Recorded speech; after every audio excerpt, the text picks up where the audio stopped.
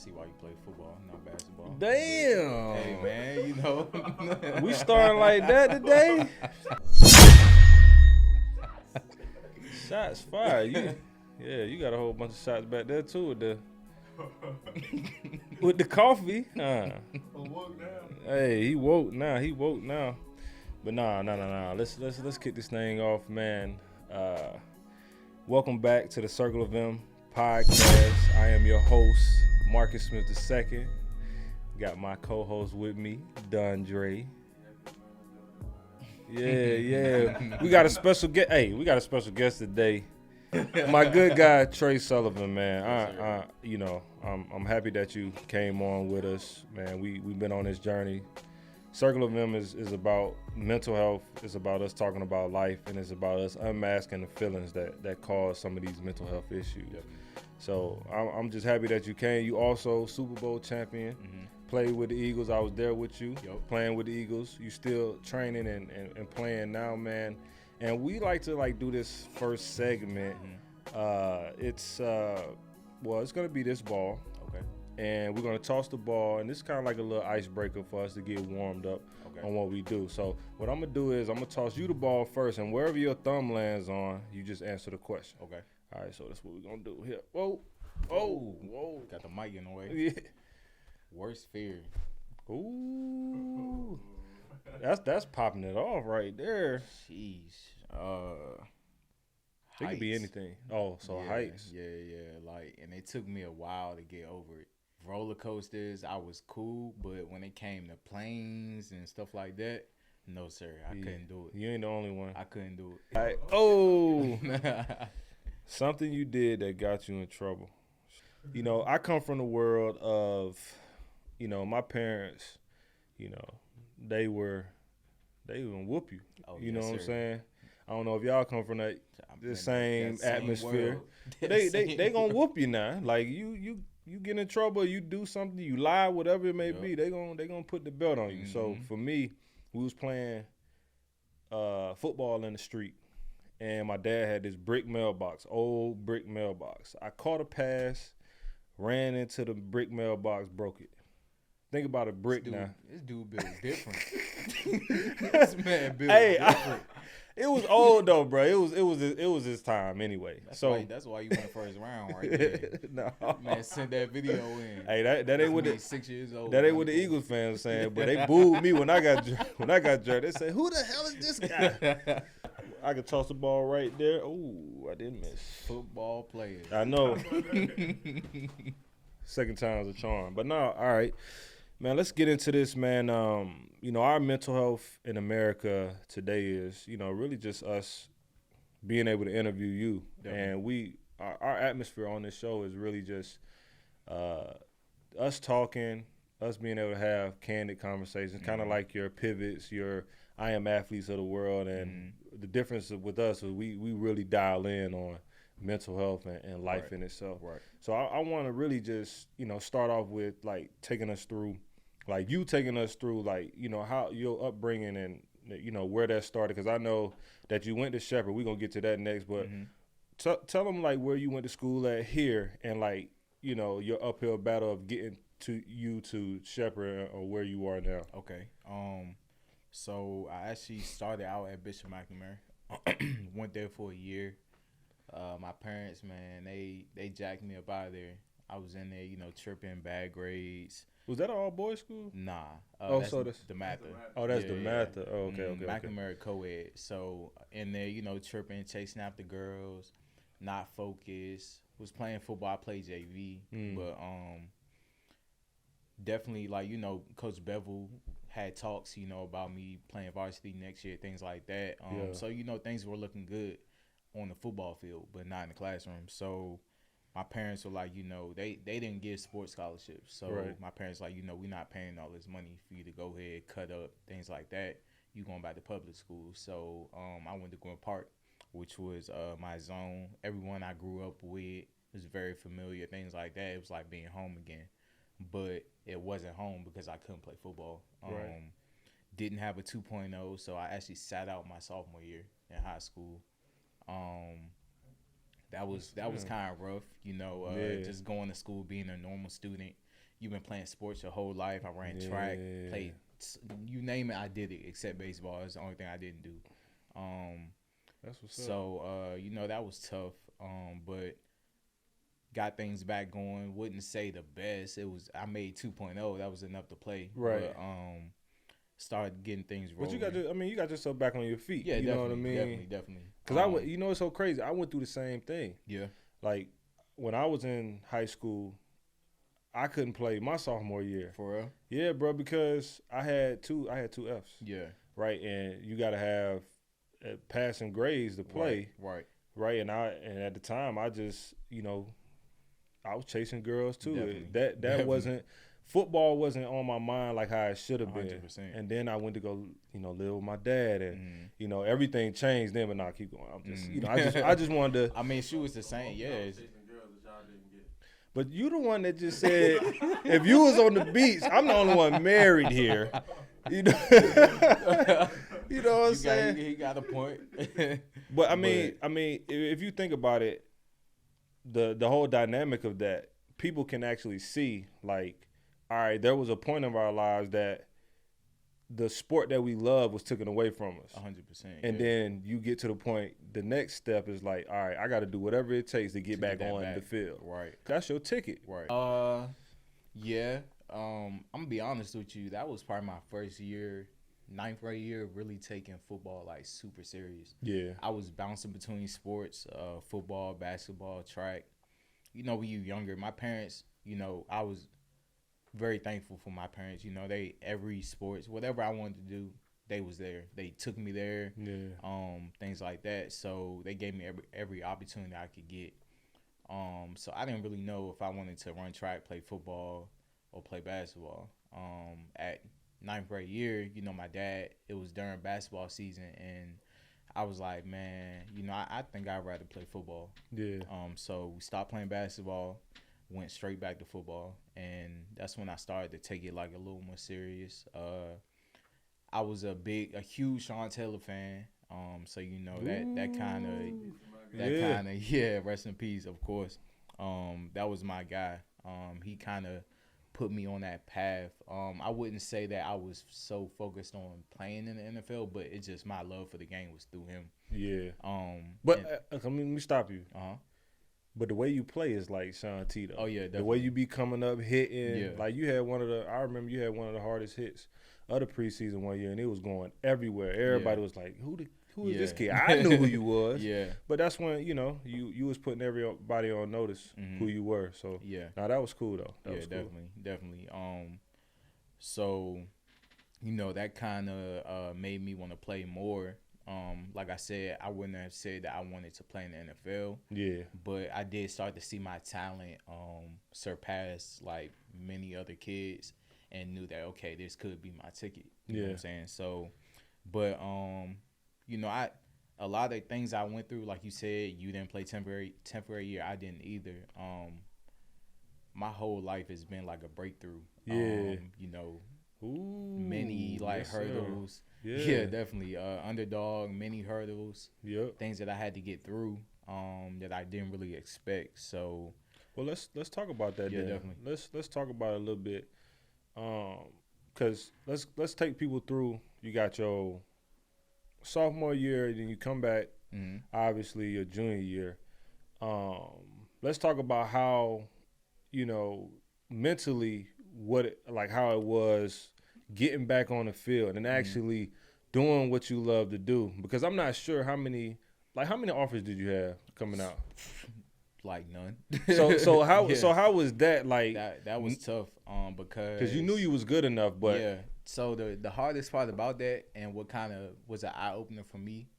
So actually, one of my closest friend, Brandon, who is in jail right now. Me and him both were like the best players like on the team. Okay.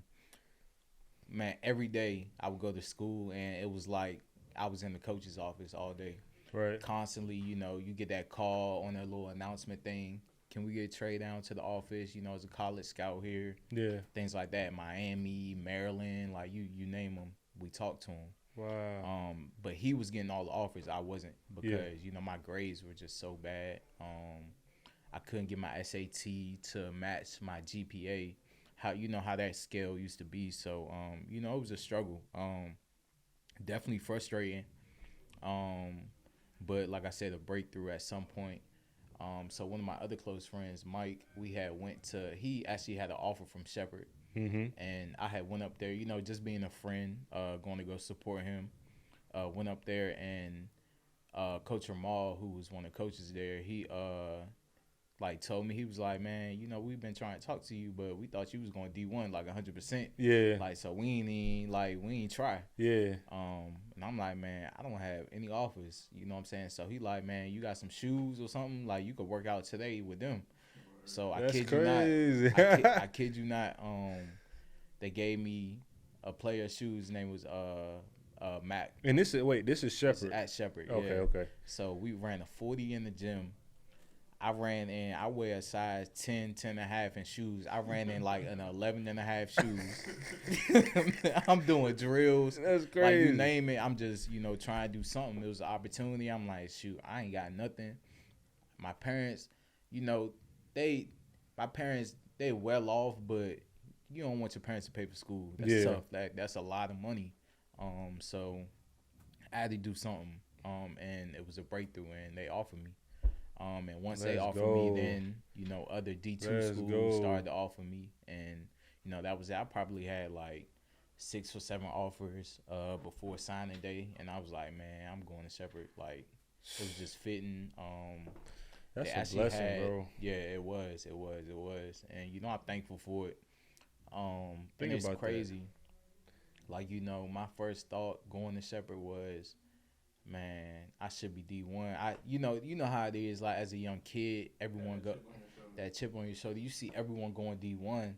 You see these kids at Bama, these kids at LSU, this and the third. I'm like, man, that could be me. I know it can. Right. So I'm gonna go to Shepherd and I'm gonna transfer out. Like, that was my first thought.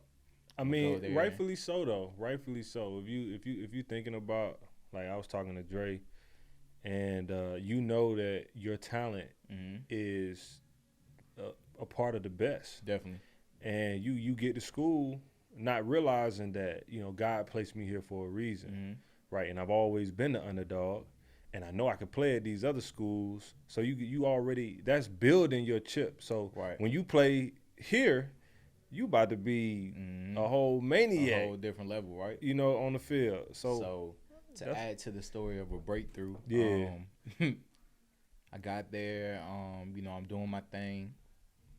I'm the only freshman traveling with the team. We actually had one freshman, Billy Brown, who was in Philly with me. He actually played as a true freshman. I didn't. I traveled with the team, on some just in case, like, we might burn your red shirt type deal. So I'm like, all right, cool. So you didn't have a red shirt year, or did you? I did. I traveled, but I still red shirted. Okay. Yeah. I mean, that's good though. They'll take you like. don't got your red shirt year, and you got to travel too. Yeah. So I forgot how many games. It's a lot of rules to it. I kind of forgot that was so long ago. But no, you good. So I get there. I'm like, I'm ready to play. I'm ready to transfer out. I'm getting my grades straight. I'm doing what I'm supposed to do in the classroom. Finally got my head on right, because like we talked about, the goal started to clear up for me. Like, okay, this is my meal ticket. So everything's going good, and then boom, I get in trouble. I got caught with weed. They had a no tolerance policy at my school, so I had to drop my classes, and basically had to drop out for the rest of that semester. Come back in the spring. Couldn't play spring ball. We had the same thing that I went through in high school. Just a different, the different situation dynamic. A little different, yeah. So I take 18 credits in the spring, which was hell itself. What was that, 5 classes? It's like 6 classes. Yeah. 6 classes. Hey, you talking about going to practice and right. Well, I didn't play, so I'm basically watching them. All my close friends and stuff, watching them practice, things like that. Coaches still in contact. They knew I was coming back, but the road was different. So you need 24 credits, I think it is, to play in the fall. So took 18 in the spring. Took 9 or 6, whatever it was, in the summer. Yeah. And then, got back on the team in the fall. And then at that point, we actually had, it was a guy named Howard Jones, who I'm still cool with today. He played DN for us. He went to Pittsburgh. He was there for like 2 years, I think. And then he went to Tampa. So, you know, it was a D2 guy who made it out. Billy was getting some scouts and things like that. So I was like, you know what? It's possible. It's possible. Like, I don't need to leave. I can make it happen here. And plus, I had a setback, you know, like, I'm gonna try to transfer now. Yeah. You know, it's kind of tough. I got in trouble, so I'm gonna transfer and be like, hey, I got in trouble. They're gonna be like, nah, we ain't fooling with you. Yeah, that's you know good. That's how they be. That's like we were just talking about. Everybody talks and whatnot, Mm-hmm. but obviously it was meant for you to stay there. You Definitely. know, God wanted you definitely, like you to said, be there. like you said, like God at certain times will show you and be like, look, like just relax, like you good where you at. Like I'm glad that he didn't take me all the way out. You know, I'm locked up or something. Yeah, like you know what I'm saying. Right. He definitely put like a little speed bump. Like, all right, cool. Like deal with this, and then you gonna figure it out. But and then it's crazy because we all deal with speed bumps. Mm-hmm. You know, speed bumps are a part of our lives, Definitely. really, and that's kind of what shapes us and makes us and molds us. Because if everything was easy, we wouldn't appreciate half of the stuff we got. Yeah. And even though like certain stuff comes up, even when we get older, and things start happening, we should be able to, because our strength is stronger, our thought process is cleaner, we can get through those speed bumps a little bit better. But you realize, man, like I didn't really address like some of those issues that I was dealing with, whether it was injuries, whether if it was somebody that I was dating, whatever it may have been. As you get older, it's like, okay, this is the same thing that I'm dealing with, but it's just coming in a different way. Right. And I have to really do some work when it comes between myself. Mm-hmm. So I say that to say, you come back, you're playing, right? So junior and senior year, right? You're playing with Shepherd. Was this time like one of the like best times that you've had in your career as far as like being at school after that moment? Yeah, 100%. And you know, one of the biggest people I can thank for that would be my D coordinator, Coach Klein. Shout out. Yeah, shout out to him 100%, Yeah. man, because he took me over the edge, you know what I'm saying? So from being just a player to it's hard to explain because, you know, like he sat me down one day and was like, you know, Billy, he's getting all these looks and things like that, but like you really you can do it. Yeah. Like yourself. And he taught me how to watch film. He taught me how to break down plays, how to see plays come in, like just how to break down film, everything that you needed to know, you know, going through that whole process. Because, you know, when you getting recruited, these scouts come in, they put you on the board, things like that. And they gonna test your IQ. Right. So playing safety, you know, or playing corner, shit, I played both. I didn't know nothing about the D-line, like at all, crazy. for real. Like what that guy do with me at that point? You know, y'all just stop the run. Yeah. And I'm gonna take care of the pass back here. You know what I'm saying? If the ball get past y'all, I'm gonna be the one to make the tackle. Right. So, but I started to learn more about that, like gaps and things like that, where I can fit in, to make game changing plays and things like that. And not even just that, but to get me to the next level. That's a huge difference, especially coming from a D2 guy. They come to our school and they be like, man, it's like the bottom of the barrel damn near. We just here because, you know, they tell us to come here just in case we're going to find a needle in a haystack, for real. You saying the scouts? The scouts. Like, yeah, that's yeah, what they come. Yeah, definitely. Yeah. Like, that's how they act. Yeah, that's how they act. You know, like, it's different. Like, you was at Louisville. A scout come there, you know, they probably. We had Teddy B, though, at the time. That, too. So, like, anybody else that was good was going to reap the benefits of him. Because all 32 teams at Pro Day, we had all 32 teams at Pro Day. It was a media frenzy there. Right. So it was important for us to do what we needed to do. But I understand exactly what you're saying because They come down there. They expect, okay. It's almost like pulling teeth to get down there. Like, 100%. yeah, you need to go down there. I know some players down there. The scout might be like, man, I don't wanna go. This is really You know what it I mean? was. W up the street. That's where they going. Oh, West Virginia. Yeah, they okay, going. They okay. going to West Virginia. But you know, we got these other little schools that's surrounding. We want y'all to just sweep through Yeah. things like that. So they'll come by, you know, just say hello, whatever the case is. Oh yeah, nice to meet you. Handshake. Keep Bro, it moving. it's so crazy, bro. We are That's not bad. more than alike than you know. Why you It's say that? funny because your coach sat you down, Mm-hmm. right? Shout out to Coach Hurt. Love you, my guy. He's a D coordinator in Seattle right Okay. now. I was about to do the same thing my sophomore year in college, Right. and he sat me down and was like, "Look, I need you to focus. Mm-hmm. Look, you're gonna make a lot of money playing this position one day. I just need you to be confident in yourself. The way I coach you, the way I teach you, it's not that I'm trying to be a pest. Right. You know, some people you could just talk to them regular and just, you know, they already have that. But me, it was more so like he got to get me going, and Right. that's what he used to do. And Right. after that, it gave me the confidence because I knew my coach was confident in me, right? And mentally, I felt like I started to kind of like go uphill at that point because I knew that if I do what I got to do, I can really play at the next level. You know what I'm saying? So it's crazy because, you know, coach is sitting us down, high That's what it school, take, we, yeah. you know what I mean? That's what it take. And like I was just talking about this, you know, with my friend Brandon on the phone. Mm-hmm. That part was probably one of the biggest like mental struggles for me at the next level. Yeah. And like I would call it a heartbreak because that same relationship that you would gain from coaches in college and high school, Pop Warner, these guys that we look at as father figures and things like that, people who had a big impact on our lives, you don't really get that at the next level. And it's like you have to learn that it's a business and you have to treat it as so. And it's hard to do that because It's a game that you love. yeah, dog. yeah, It's a and game. it's like someone taking something from you, you know, as a kid, basically. Like they taking your favorite toy from you, and it's like it's not the same. Yep. I still love football, 100%.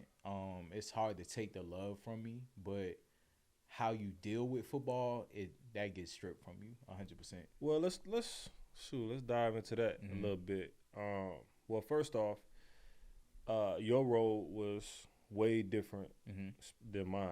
You know, people would say that, you know, you were given an opportunity, obviously. And no, I worked hard for that opportunity, 100%. but it was just a different type of opportunity Yeah. that you would have.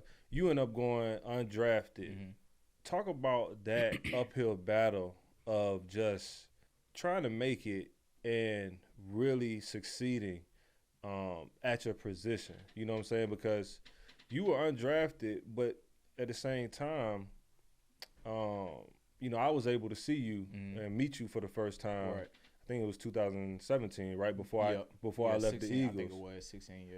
Yeah. So being at Shepherd, right? Did you want to be drafted? Did you want all course. those things to happen? Yeah, of course. You know, you see kids walk up on the stage. Like, so that was a dream of yours, like to go course, across the man. stage. Like, you know, I wanted to go up on that stage. I wanted to be sitting in that building. I wanted, you know, my whole family life to change in that one little second. Yeah, man. I wanted to feel something that a lot of people don't get to, you know, experience that. And, you know, I still did experience something of that. Maybe not. It's, of course, not to the same level. Would you change anything about it? About just that process of like having what they call getting it out the mud and really earning your stripes?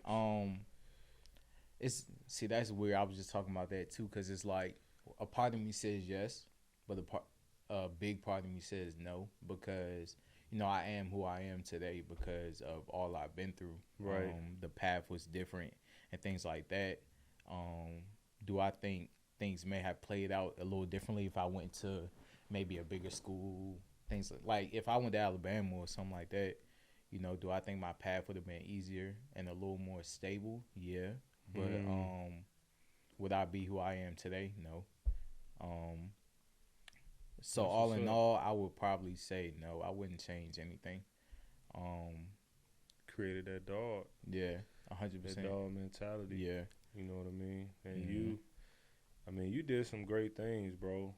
You know, I was in Seattle when you was Mhm. playing, but I was watching you from afar. You know how we do. We see everybody on tape. Oh yeah. You be in the Oh building, yeah. you see a nigga on tape, you like, damn, bro, this dude, he Mhm. playing good. You know what I'm saying? So 100%. we all are kind of like fans Yeah. of each other.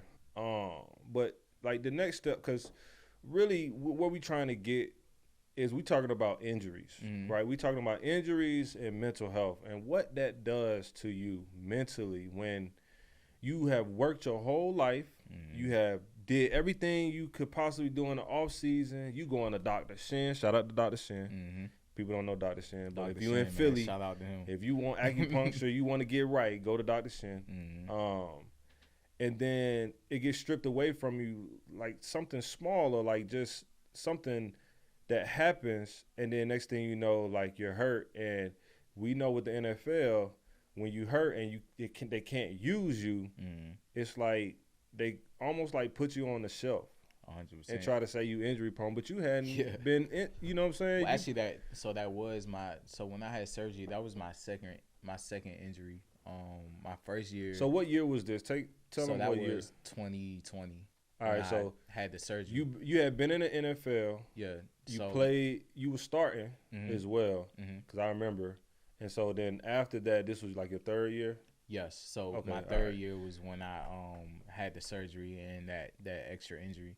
My first year in the league, when I had met you, I actually fractured my ankle in the last preseason game.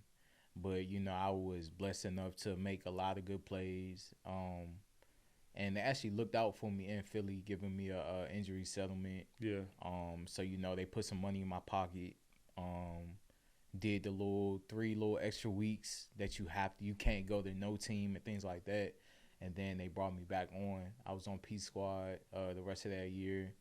So just going hard in practice, things like that. And that was the year we won the Super Bowl. Super Bowl champion, Yeah, man. You feel me? Yeah. It was definitely a great time. But I didn't let that get too much of me because I knew next year, like, I wanted to actually be on that field with the pads on. You know what I'm saying? Like, it's different. Practice squad was cool, like, you in the building, but it's not the same. It's not the same. It's not the same. So, me and that was really when me and Ron Darby, we had got like really close. Shout out to him, of course. Oh yeah, for sure. He definitely helped me out my first year. He knew, I'm a Peace Squad guy. You making not that much. Gave me a roof. You know what I'm saying? You gotta tell people that, man. Yeah. Like, it's only a certain amount of people that make top dollars. Yeah. Right? If you're not that person, you're working to get to that. 100%. But everybody in your family just think you like soon as you sign the paper, you just making you $300 rich. million and stuff. Like, Yeah, nah, you rich, everybody rich. ain't Patrick Mahomes. right. You know what I'm saying? Russell Wilson and stuff like that. But, Yeah. But yeah, like, so, he helped me out a lot. I was paying like a little bit, nothing crazy to, stay with him. Just helping me out, making sure I kept money in my pocket and I could focus on football. That's what's up, man. That's a big move. Yeah, definitely. So then me and him, we had went out to LA and trained for that next year with Jamal Liggins. Shout out to him. And Akil, both of those guys, they pushed me to my limit to help get me back to that player I was, you know what I'm saying? Like that guy I was in college, I really felt like that kid again. And that was the year I started playing. I remember too. You was playing a lot, and I can't remember what happened in the back end, but I remember like every week.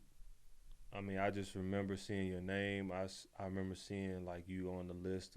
I think it's a PFF list, for the like greatest your safeties and they would stuff, show your yeah. grades and stuff like that. Yeah. So actually, what that happened was Rod had actually got hurt. Shout that's out to Rod. Yeah, too. Rod, he a dog too. Yeah. I'm gonna have to get Rod on here too. yeah.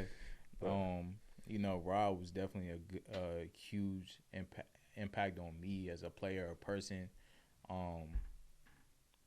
You know Rod as well as me. Yeah. Rod's just a great dude, man. And when Rod actually got hurt, I think that was the first time he tore his ACL. Yep. That's when I had got called back up. And, Rod was there every day in meetings, helping me out when he could. Like, if he could be out at practice, I knew he couldn't really be out that much because, he tore his ACL. But things that he saw maybe on film, whatever the case was, he would dish that out to me to help me out. That's what's up, bro. And, a lot of people think that a lot of guys are just assholes. Like, man, I don't want to help nobody else take my spot or whatever the case is. Like, he's not one of those guys. Yeah. Some guys are like that. Yeah. Because they're afraid of their position being taken. But when you have guys on the team that are willing, like no matter what the cost is, like you're willing to help the team, that's how you win. Yeah, definitely. And Rob was a guy I met around the same time I met you through Toby. Yeah. Shout out to Toby. Just a genuine dude who, I don't know. You just meet people and you respect them because, a lot of that has to do with Toby. Like he kind of told me who you were, who Rod was. Yeah. He knew I was walking into Philly undrafted, things like that. And both of y'all, did what men do. Y'all both kind of let me know what it was. Yeah. How to maneuver, what the league is, things like that. Yep. Y'all didn't understand, what Rod did. Rod was actually undrafted too. Yep. So he definitely told me a lot about that path. You kept it real with me about, especially seeing what you was going through with the whole business point. Yeah, and bro. Things like that. It gets real. Yeah. It gets real, man. It's not, It's a hard thing. I remember, we was talking to Dre, or I was talking to Dre, like he was on the first episode, and Dre was talking about his, track career and how, he had this expectation in his head, and when those things didn't happen, it puts you in a little slump, right? 100%. And so, with your story, and you actually playing, you was starting at one point in time. And then there was a situation to where you had an injury. Do you want to talk, tell us, what happened with that, and talk us through what happened to you mentally and how you got up out of it? Because obviously you're still training right now. Yeah. You're still ready to go right now. But in that moment, we all have these mental struggles that we have to get through, especially with injuries, because you do all this work and then you get hurt, and it's you got to start over again. Yeah. Man, tell the people what that's like. So, long story short, like you said, I had an injury. I got released, and it was tough. First of all, that was my first big injury anyway. My first surgery. Ever in your career. Ever. I've never tore anything. Had some bruises and stuff here and there, sprained MCL, things like that, but nothing that really kept me out of ball. Right. So that was definitely tough.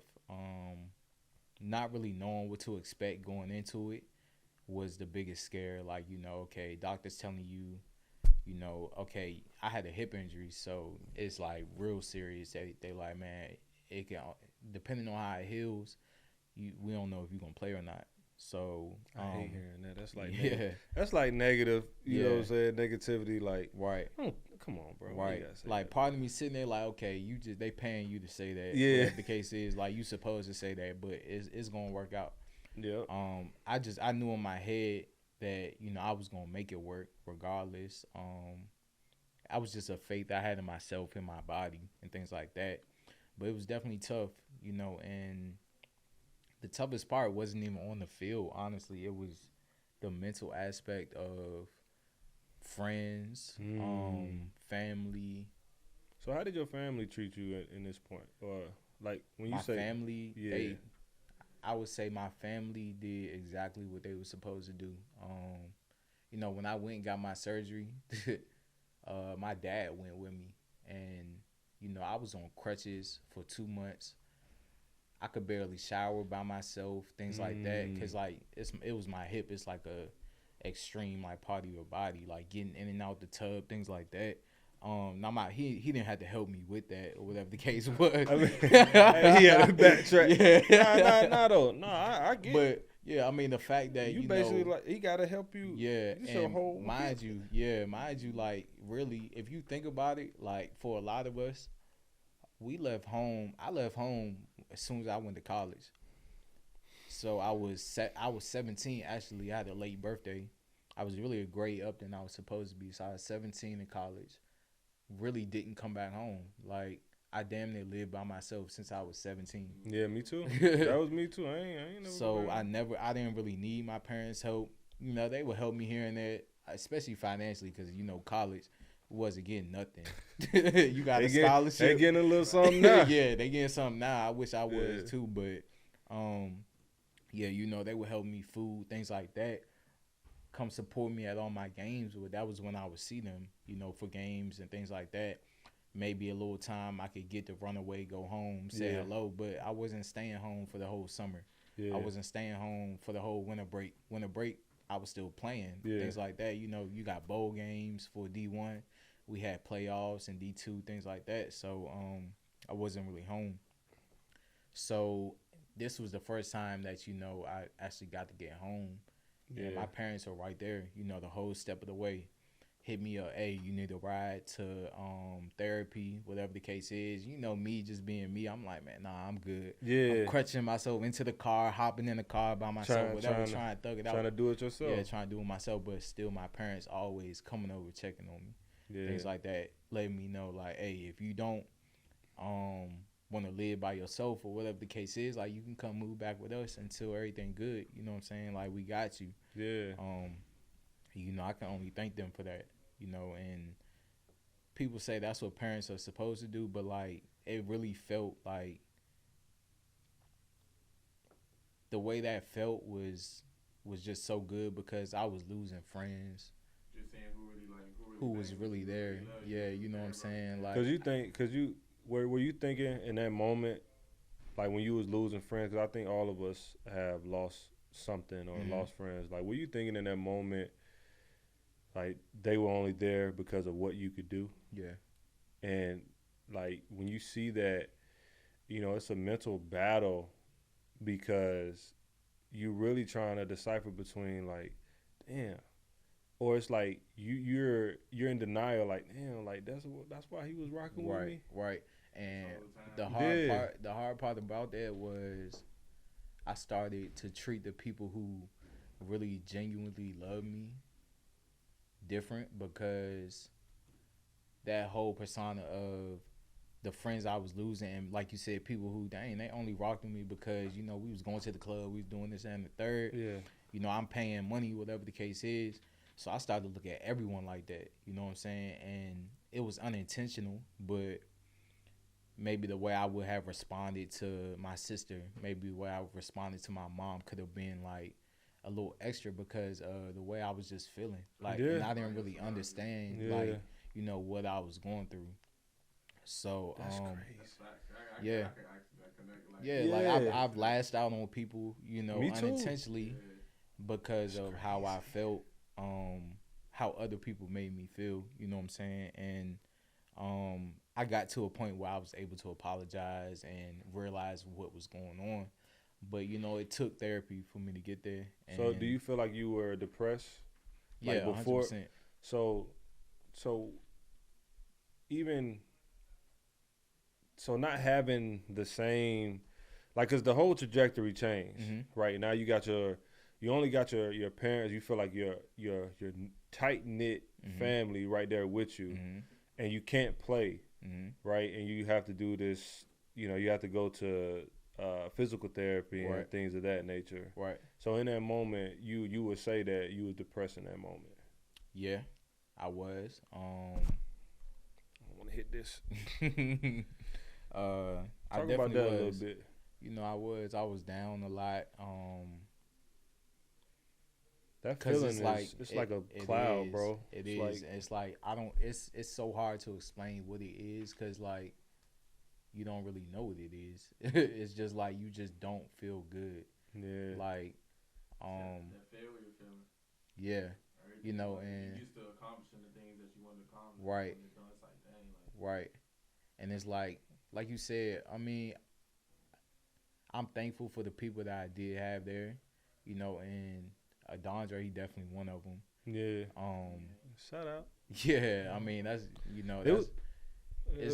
it ain't too many people that will stick it out with you, but some people do, and I'm glad to have experienced that because you realize who is your like true friend. Yeah. Beyond who you are, like as a person. Like when they look at you, they don't look at Tre the football player. They don't look at Dondre the track star. They don't look at Ron the football. Like that's our friend group and things like that. They look at like you just you, and that's why I rock with you. You know, that's why I don't have many friends now. It's only a select few of people. You know, shout out to Chauncey, shout out to Austin. You know, you feel me? You know, it's only a select few of people in your corner that really still see you for Tre. Right. But when you get to this certain level, right, people see you as Tre, the football player, and you want to get back to you being just Tre. Because I remember it was hard for me sometimes when, like, if my mom didn't come to the game, it wasn't because she couldn't, it's like she was working or whatever it may be. And I would see families, like, you know, after the game with Philly, you see all these families with they kids or whatever. Sometimes, bro, it would just be me. I would be lonely, and that was a very depressing place to be in because I'm like, bro, like, where's my family at? Why don't nobody want to come see me? Right.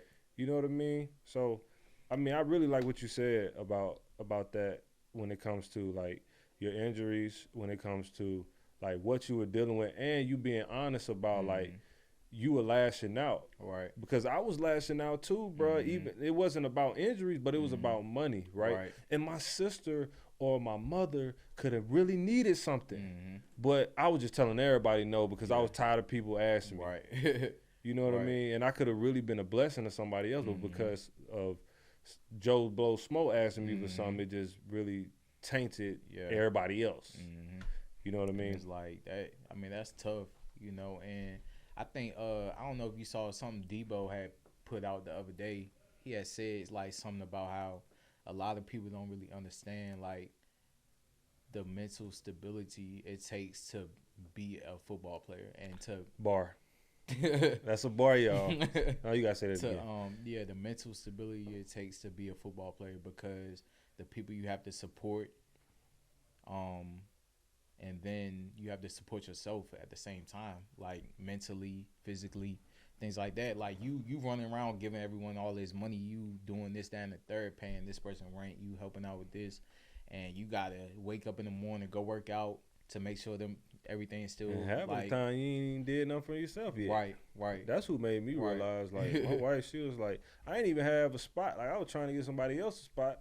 I ain't even have a spot for myself. 100%. You know what I mean? 100%. Like, yeah. So I mean, that's tough. But you know, thankful for therapy. Definitely helped me get out that cloud.